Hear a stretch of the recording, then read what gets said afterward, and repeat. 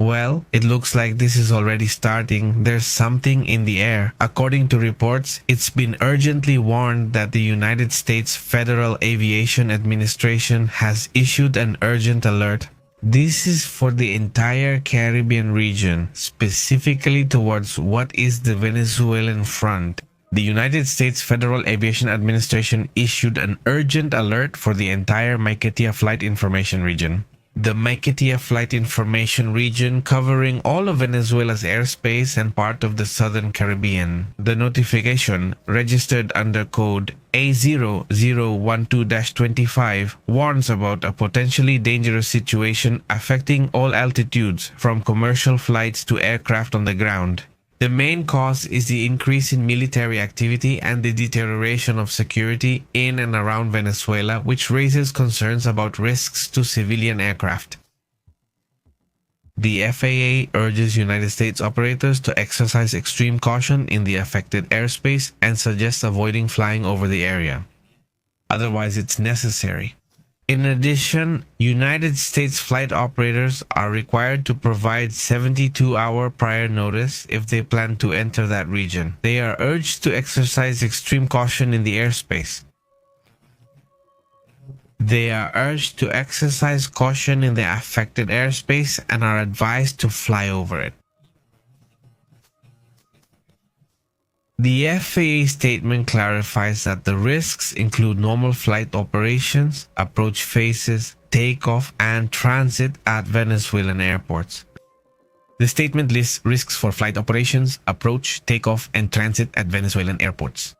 Where can they find civil flight restrictions? The FAA governor, any incident, irregularity. They also left the phone numbers for the FAA Security Operations Center in Washington. These types of alerts are rare and are only issued when there are verified threats or significant military activity. That's why this statement stands out. Here it is. These types of alerts are rare and are issued when there are verified threats or significant military activity, which highlights the seriousness of the current situation in Venezuela. This measure could impact multiple international airlines that fly over or have routes in Venezuelan airspace. When the FAA does this, flights from other countries might react the same way. If there's a risk for them now, any civilian plane could be at risk too, so people may stop flying over the area. Analysts point out that this alert reflects an escalation in regional tensions and possibly strategic moves of interest to the United States. According to the report, it's a threat called "pose a potential risk to aircraft at all altitudes." In other words, basically, there could be a potential risk at any altitude.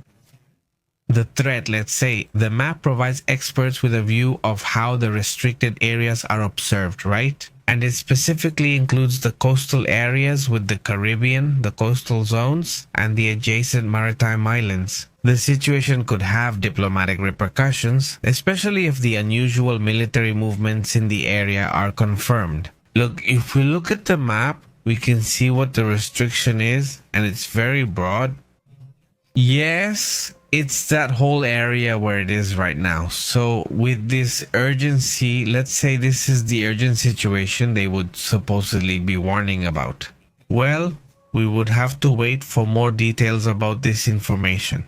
Meanwhile, a strong earthquake has occurred over there in Bangladesh. In some footage, you can see the chandeliers shaking. People start evacuating the area, and that's because there's been a lot of activity. Above all, there were many signs, but the strongest was a 5. Maybe in other countries they'd say, well, that's not much, except the epicenter is right where the population is. That's basically why it even caused the building to be on the verge of collapse. You can see the evacuations occurring, or that happened earlier this morning in Bangladesh. This is good, and you can see these lights moving, people obviously leaving the work areas. And actually, well, some images they're going to go along with the same comments. The same people are there, outside, already out of the buildings, trying to be safer outside and away from tall buildings. But look at the following. This image, Let me see if I can put it up here. This building is about to collapse. It's completely leaning, let's say, to that side. It's a building that fortunately has already been evacuated, but it's a building that will be completely uninhabitable because of the potential for collapse in this place. Bangladesh is experiencing this strong day with many earthquakes, also in Japan. In Fiji, I was telling you about this seismic activity. We can see that the activity in the Pacific has been quite extensive in recent days. But today, the earthquake that surprised everyone the most was this one, the one in Bangladesh. This one is, let's say, not the strongest because there was a 5.7 in Japan, right? That one was also intense because first there was a 5 and this is the third earthquake in Japan today. I mean, there was also this earthquake in the Fiji Islands, which was also a very intense earthquake. Let me see if we can do it. This is the 5.8 earthquake in Japan. Then there's this other earthquake, which is a 5.7 in Nemuro, Japan. Activity. It hasn't been an active day of 1, 2, 3, 4, 5, 6, 7. The page is reloading so I can see how many earthquakes there are. 6 with magnitudes of 5, 5.1, 5.5, 5.5, 5.5, 5.6, and 5.7. Oh well, there is multiple activity today. Obviously, I insist the most striking one could be this one in Angles because of the effects it had on the population. So well, let's stay alert to what's happening in Venezuela, right? We'll be back later with more information, obviously urgent updates on how things are since they're very active. Couldn't a risky situation happen at any moment? We don't know because something appears unexpectedly, then nothing occurs. Isn't it a situation where at least the FAA warns that you can't fly, at least not civilians?